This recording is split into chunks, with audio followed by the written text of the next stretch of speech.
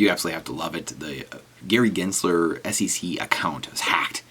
A fake tweet or an unauthorized tweet saying that the Bitcoin spot ETFs have been approved was tweeted out just a few hours ago, and it had millions of views, thousands and thousands of retweets, likes, and the SEC and Gary Gensler had to come out and say that it was unauthorized. It wasn't real. Most likely it was a intern or somebody a fat fingered something, posted it immediately instead of scheduling it for tomorrow or something like that. But as some said, some adversarial thinkers, was this the government trying to say, oh, look, things can't be trusted, we need to push this off again? Is it the account really getting hacked? Now it got cleaned up, I think, within minutes. So, I mean, it probably wasn't. It was probably someone fat fingering something or trying to schedule a post. But again, it goes back to, this is Obamacare, socializing medicine. When the government gets their hands on anything, they can't run the VA, they can't run the DMV, they can't run light transportation, government-run transportation. They can't run government schooling because they're always needing more cash. I don't know why you keep needing more cash, because we keep giving you more. They can't fix the roads, at least here in Michigan. So government continually showing that they're inept. Why would we give them all of our data? Why would we give them anything? Why would we give them the power to have CBDCs and the power to control over our cash, our wealth, and turn it off at a second's notice when they can't even keep your data private? They can't even keep anything private. They can't even run a Twitter account for crying out loud. So what in the world would make me think I should give you my... There's no incentive to, right? Because there's no one to get in trouble. There's no one that gets in trouble for any of these things. There's no one that gets voted out. Many of the things that happen are unelected bureaucrats behind closed doors. We never know these things. The snitch on the Supreme Court who's leaking decisions, never found them. Weird. This is the way the swamp works. This is the way government works. This is the way a too big to fail government works. This is why the founding fathers of America created a small government, a limited government, and a decentralized government of states.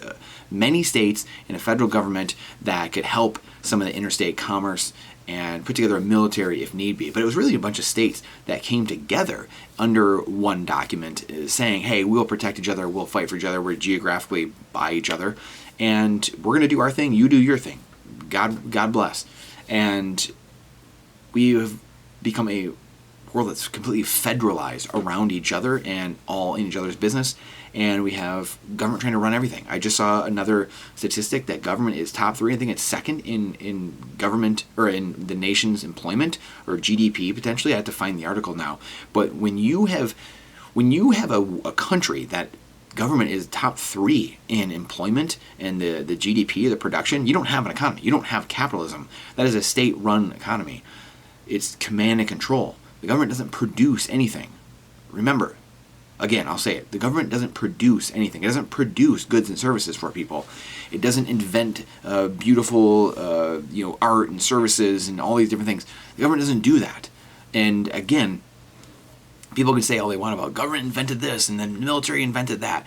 Yeah, are there things that come about when people are working in the course of the work they're doing, whether it's the military, that they come up with certain inventions while they're on the job for the federal government? Yeah, there is. And they're projects, they funnel money, our cash, into building these things and waste tens of hundreds of millions of billions of dollars just to find solutions that, who knows, maybe could have been found in a year or two, and instead it takes them 10. Look, Elon Musk, for example, is going to the moon. He's doing it, his company, private company. So did we need the federal government to do it? Not to get sidetracked. The moral of the story is that the ETFs are not here yet. The moral is the ETFs are coming, no matter what, whether it's tomorrow or 10 years from now. The ETFs are coming.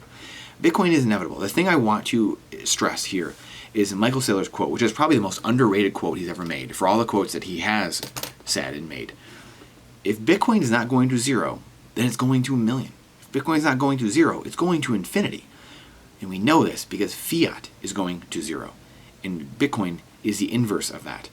It is completely neutral, it's deflationary in nature, captures deflation, and it's completely finite, unlike the legacy fiat debt-based system, the dollar. It is infinite. They print it to infinity. So they are completely diametrically opposed to each other. So we know Bitcoin is going to infinity because all the fiat currencies are going to collapse. And we also know this and can guarantee this because all fiat currencies in all of human history, every single one of them, count them, every single one, have gone to zero. That is exactly how we know Bitcoin is going to infinity and the dollar and all the other fiat government currencies are going to zero. History has shown us this forever. Please share this out. The algorithm hates truth. Question everything with boldness, even the existence of God himself. Trust, but verify what I'm saying. This is not financial advice, it's freedom advice. We'll see you on the next one.